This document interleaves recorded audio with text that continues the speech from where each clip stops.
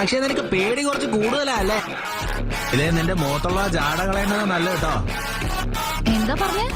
അല്ല, ഇങ്ങനെ നടന്ന ഒരാഴ്ച ആവുമെന്നാ ഞാൻ പറഞ്ഞത്. നിന്നെ ഇവിടെ കണ്ടതിൽ എനിക്കൊരു ഞെട്ടലുണ്ടായിരുന്നു.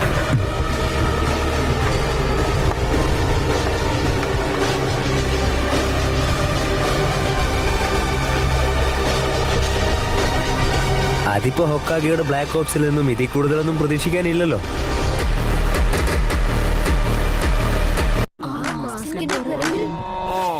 മറ്റൊരു മാസ്കാണ്.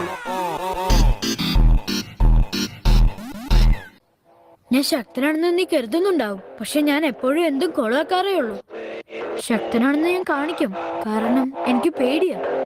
എന്നാൽ അതിന്റെയൊക്കെ പുറകിൽ ഞാനൊരു വലിയ പൂജ്യമാണെന്ന് എനിക്ക് തോന്നുന്നു. അല്ലാതെ ശരിയല്ല.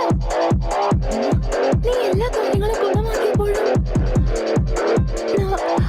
അത് ഞാൻ എങ്ങനെയാ പറയാ? നീ ഒരു അഭിമാനിയായ പരാജയമാണ്.